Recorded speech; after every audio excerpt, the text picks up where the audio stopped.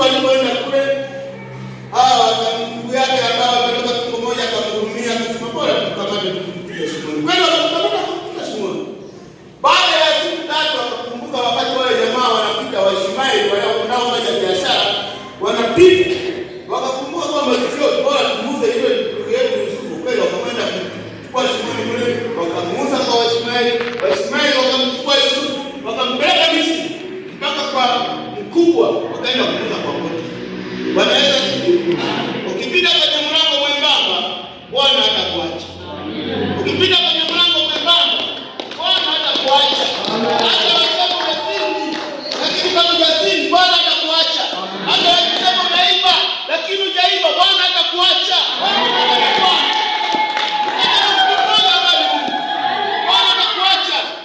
Hata usijitahidi kujibaraka unasema Mungu ananijua. Bado wanapomnipeleka Mungu analijua. Nafikiri wakina Shadraka na Meshaki na Abednego wangang'ang'ana mpaka mfalme akasema, "Sasa mwabudu Mungu wa kina Shadraka na Abednego na Meshaki. Huyu ndio Mungu." Sio wakati ameona matendo makubwa ambayo Mungu amewatendea. Wamewapeleka kwenye kanisa la moto wanaungua. Hebu using'ang'ane mpendwa. Shetani akiamua kukuchafua sema Mungu ananijua. Shetani akiamua kukuchafua sema Mungu ananiona. Wakati anakupeleka gerezani za Mungu, hata gerezani Mungu ataingia. Wanaweza kujua Mungu ataingia. Wakati yule mama anamtafuta, anamsemesha Yusufu. Maana Biblia inasema alikuwa mzuri wa sura. Usiogope mzuri wa sura. Usiogope sifa. Wanaposema wewe dada ni mzuri sana, usiogope. Mwogope Mungu aliye hai. Yusufu pamoja na kwamba alionekana ni mzuri, lakini alikuwa anamwogopa Mungu aliye hai. Anasema mtendaji mbaya huyu mkose Mungu wangu. Anamwogopa Mungu aliye hai. Yule mama kwa sababu aliona Yusufu amekuwa na sifa kwa bwana wake, amemwachia kila kitu kiko chini yake. Na mama akasema na mimi niko hapa. Lazima tushe Yusufu. Utafanya yote.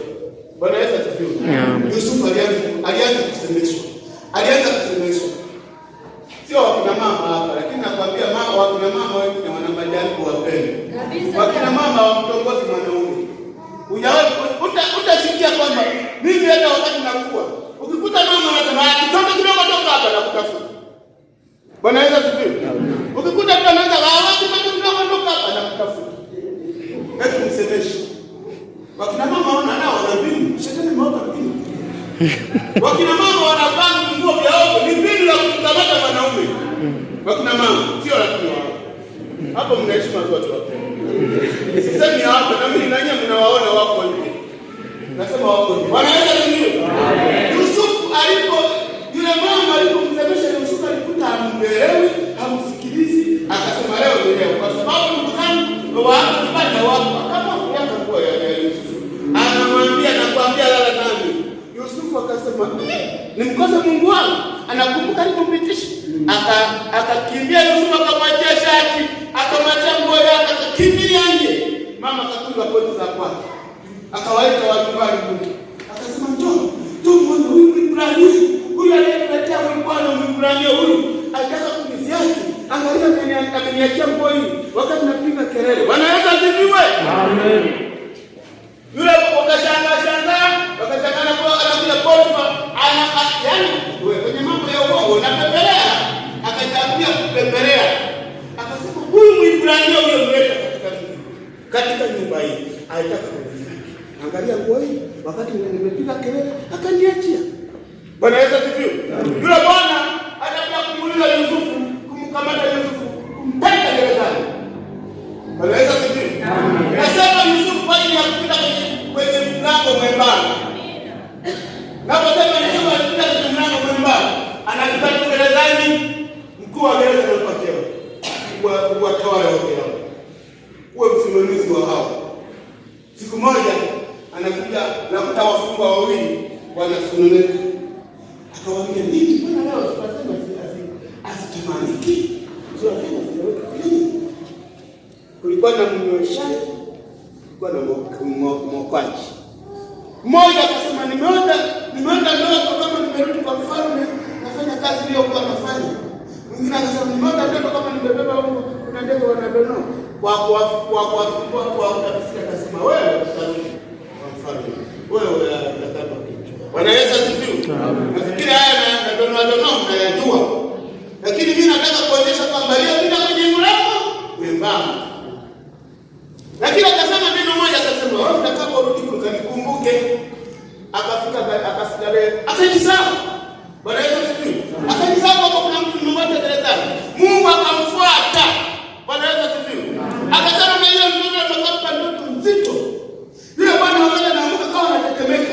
Akajaribu kuenda wakuu wa Tire, akajaribu kuenda wakuu wa Misri, kuwakalisha, akakuta wanachemka. Akajaribu kuenda kwa wengine waganga wenye kutabiri, akakuta wanachemka. Yule bwana ndio akamjia akakumbuka kwamba kuna mtu mmoja yuko gerezani. Yule anaweza kutafsiri ndoto. Magari na mababu wanaongozana kwenda kumtoa Yusufu. Ni pale anakubalika kwa uzuri. Yusufu anaenda kwa mfalme. Anasema umekuja wewe. Kuna ndoto, anasema Bwana atafanya. Bwana Yesu asifiwe. Hata kama kuna jambo wewe unaweza kuweza, sema Bwana atafanya. Anasema Bwana atafanya. Sio mimi, Bwana atafanya. Anamtukuza Mungu wake aliye hai. Anasema Bwana atafanya. Yule bwana, yule mfalme akaanza kueleza ndoto fulani akatemeka. Nimeota moja mbili, nimeota moja mbili moja.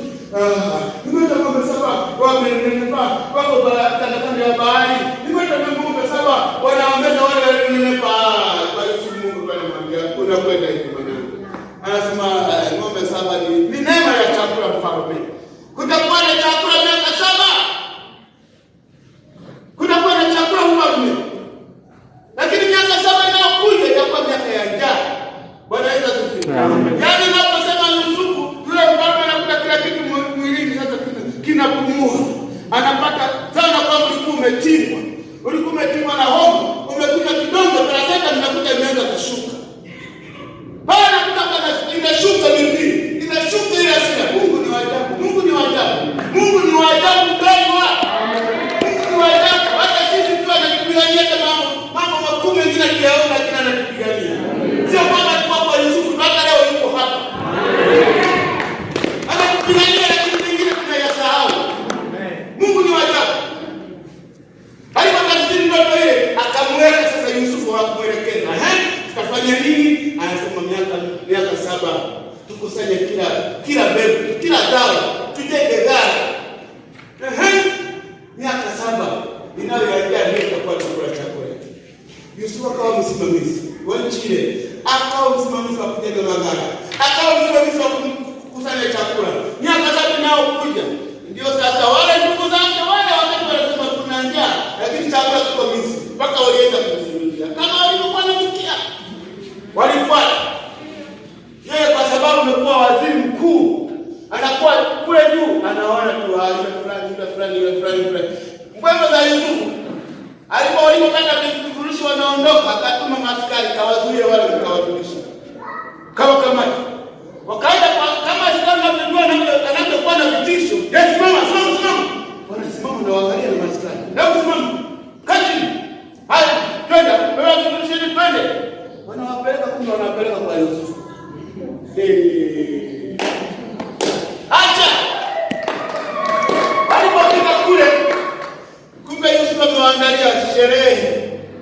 Maana kama njaa inakumu na tamani tadoa. Unatamani kutafuta dola peke yake. Ukikuta mtu anasema ugali unaweza kiboga bayo ugana njao. Unajua ameshiba.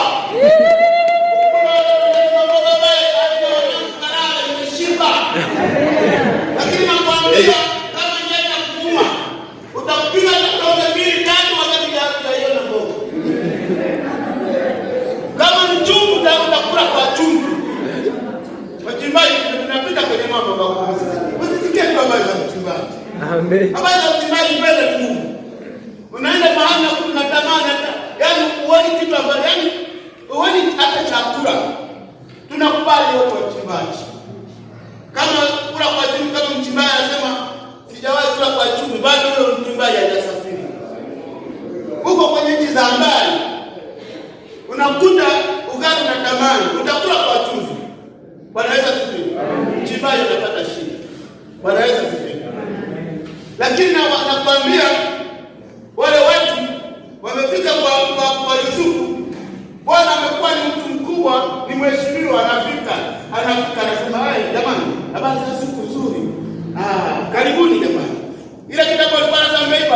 kumbe wanaenda kwenye sherehe. Karibuni. Lakini jamani, naweza kulifahamu hata kufahamu bwana mkubwa, hata kufahamu mheshimiwa kufahamu. Wewe sio fulani. Wanashangaa. Wewe sio fulani. Wanashangaa. Ukule tunatemeka wale bwana mimi kafaraja kanaanza moyoni. Anasema mimi ndio Yusufu. Wewe mtupa shimoni, mkaniuza kwa Washmaeli, Washmaeli wakaenda mpaka kwa Potifa. Mimi ndio Yusufu. Bwana Yesu asifiwe. Amen. Yule baba yao alisema Yusufu amekufa. Sema uongo. Yusufu huyo ndio sasa siku ile akafanya karamu. Mpendwa, mtu mbaya amekufanyia. Unaweza kumfanyia karamu kweli? Unaweza kufanyia karamu na moyo wako usamehe kweli? Mimi sema kitu kweli, yani naweza kuchemka. Hao ndio kweli. Mtu amenifanyia mabaya lakini wewe unamfanyia sherehe.